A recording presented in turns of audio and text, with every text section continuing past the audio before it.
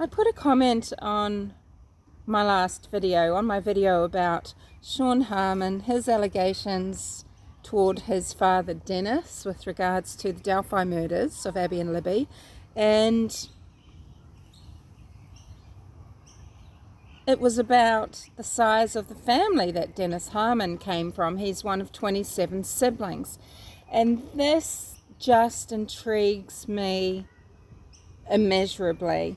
So I'm going to make a video about it, but I just wanted to preface that video by saying, I don't want to upset anybody that's come from a large family or who has had a large family, and I'm not going to be making statements that I assume to be general assumptions about everybody in these situations, because, I know that's not the case, okay, but it struck a chord, and it struck a chord about what type of person could be produced when they are one of 27 siblings. Now, albeit these siblings aren't in the family home all at once, and there could have been several family homes. It could be from two, could be a father having two families with a first wife and a second wife, or multiple partners. Or, at the very least, if it's, nearly 30 children to the one set of parents, these children are in and out of the home like it's a railway station. There might be 5, 6, 7 in there at a time, and ones at the top end are leaving, aren't they? So why does this intrigue me? Josh Duggar, for one, coming from 19, he's an abusive person. He's up on child pornography charges. This isn't allegations, this is the truth. So it's not just an opinion about him. He has actually been arrested for not only having child pornography but distributing it. Now,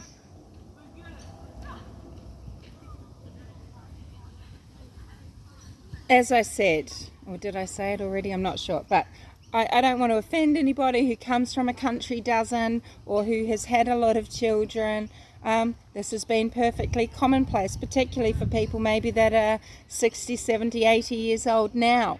Families of 6, 7, 8, 9 siblings were relatively commonplace, and they have been so in lots of different cultures over lots of periods of time.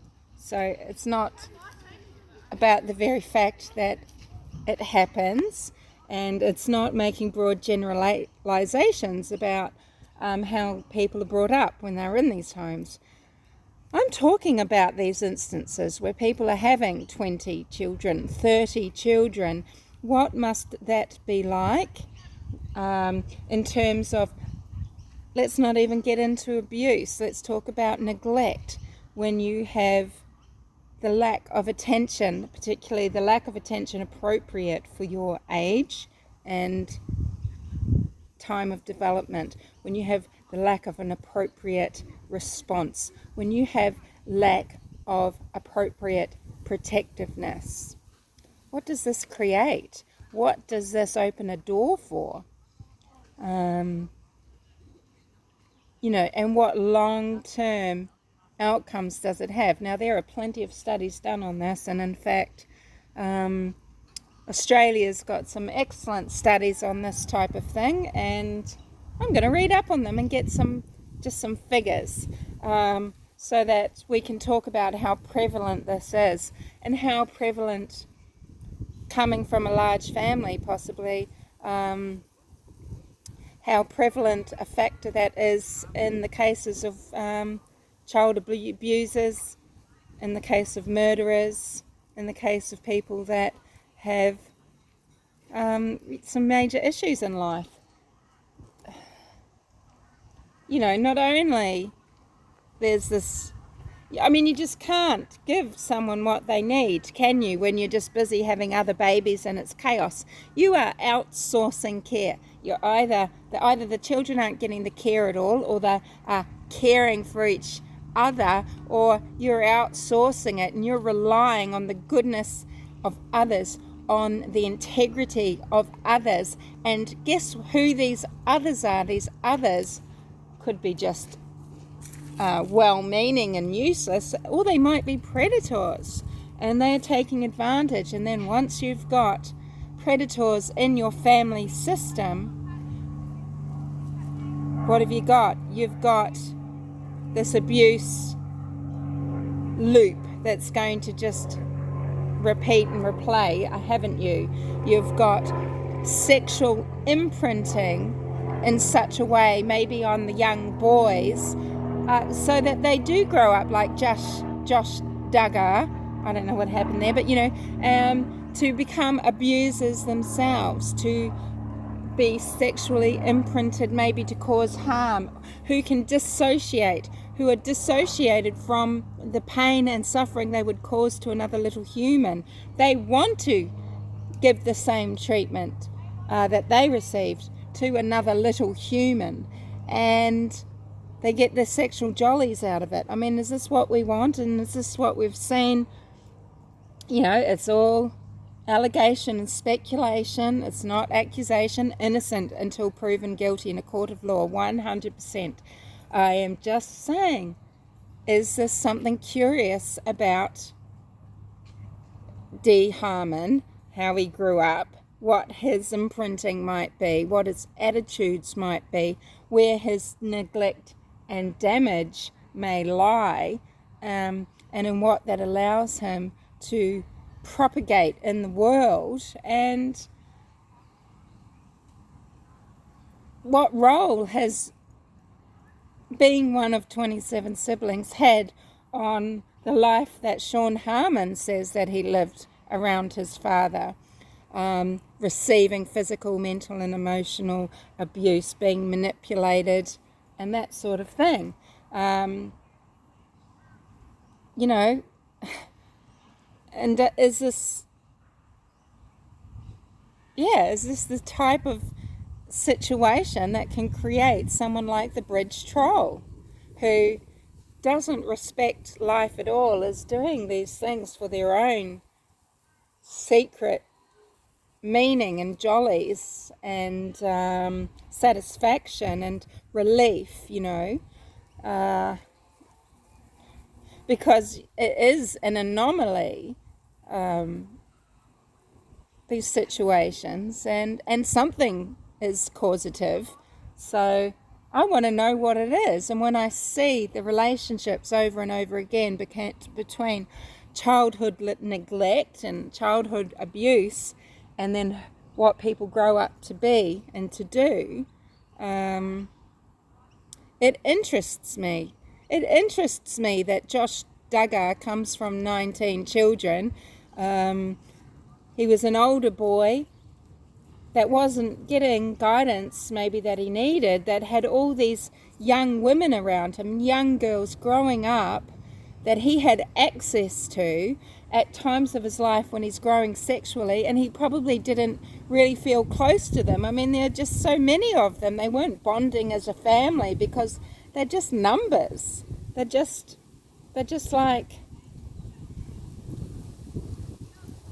just a random collection of cells thrown together in that instance. I'd say there would be cases where maybe a couple of the children bond together, and they are going to be lifelong friends, and they just formed a bond and they looked out for each other. And I'd say there might be a few of them that are grouped together like that sort of get on quite well, and others they would barely know, or they would not even like, or that they would have probably open feuds with.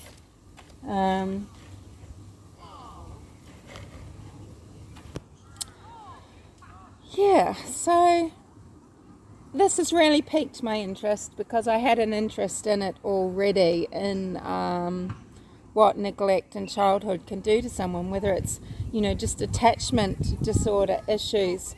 But we know neglect leads to alcohol and other drug issues. We know it leads to self-harm. We know it can lead to dissociation. It can lead to being abusive in later life. It can lead to not being able to form relationships. it can lead to not being able to have healthy relationships in adulthood. And I think when we look at, James Bryan Chadwell, for example, I mean, what must have happened to him? Because he's very immature, very puerile, very asinine.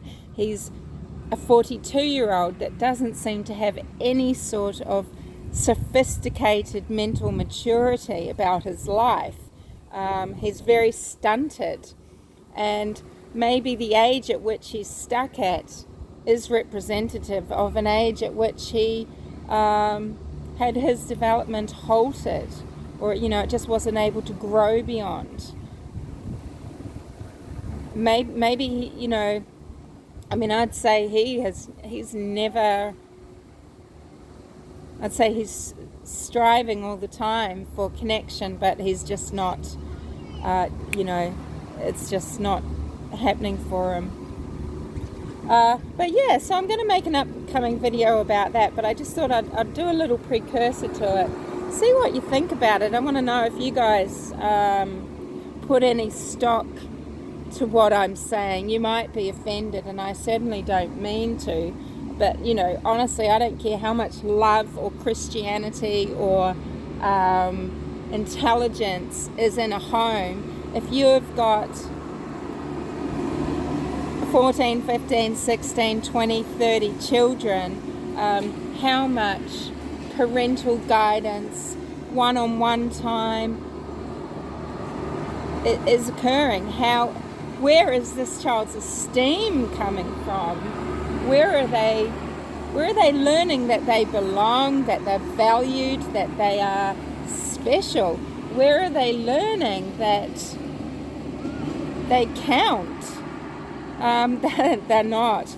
And then beyond that, you've got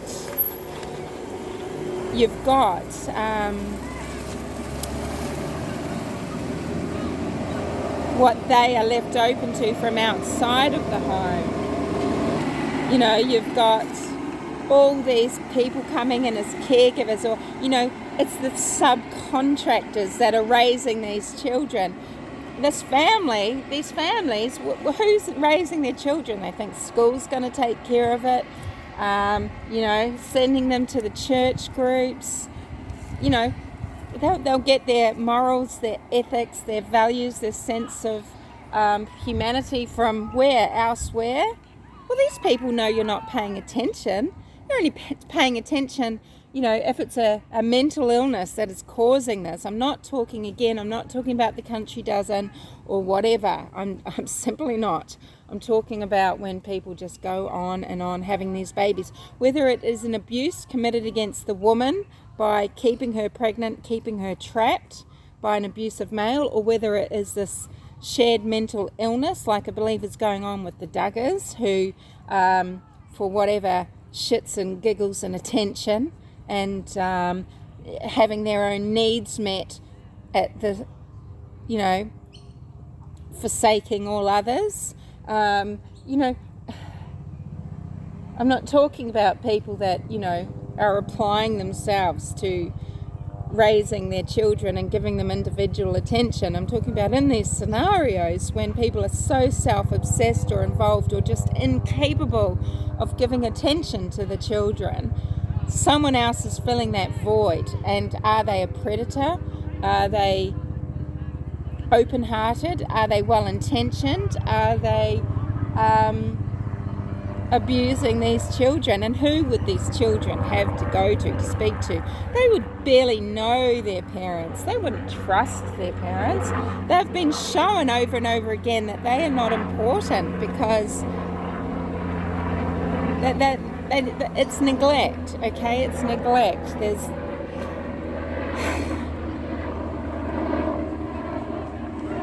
I think there's a lot to be thought about here and talked about in terms of, what sort of person might be created.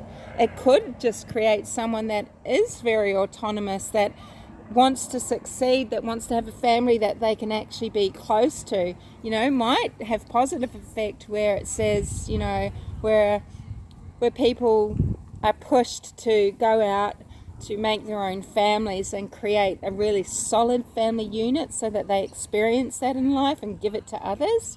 Or it could, create people with antisocial personality disorders, and create people with mental illness, mental health struggles in life. The physical effects on people are huge. They have more percentage of slow or low development physically, more disease. The neglect goes on, and I was shocked when I heard that. Now, I don't know if Dennis's parents were the same two parents of all of these children. It's possible not. It's possible that there were some children and it was a blended family, and then maybe again a separation and then more children. But you'd just sort of get lost in the mix, wouldn't you? You'd get lost in that as flotsam and then jetsam. I don't know, how would you develop into someone that has had, been shown how to care for others, how to relate to others, how to value others? How would you know to be compassionate or empathetic? And I think obviously when you've got people that are child abusers and these serial killers, etc., there's obviously this 100% lack of empathy, and it's all about fulfilling whatever they can from other people through harm or just the taking of their lives, the stealing of their innocence. It's all about satisfying themselves, their own urges, without a thought for what the other person is going through, or even to the point where what the other person is going through, the pain that they're causing, is part of that thrill. It's an important, integral part. So I might do a bit of reading up on this, and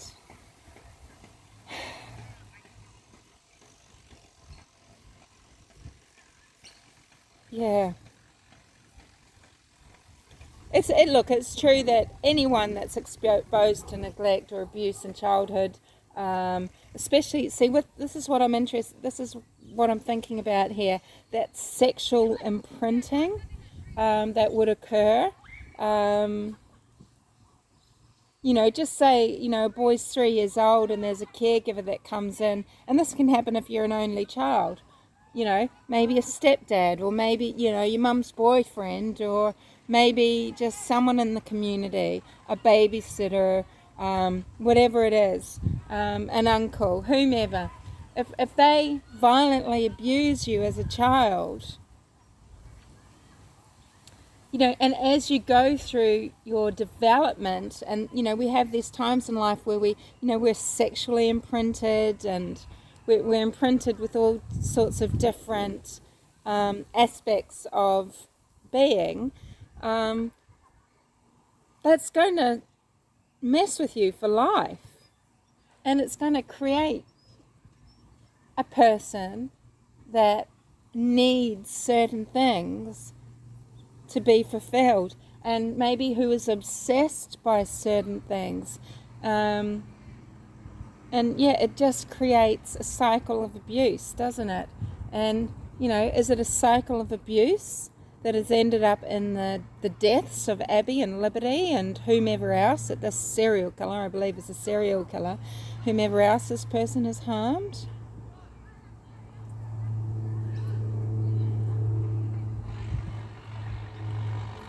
Speak to you later.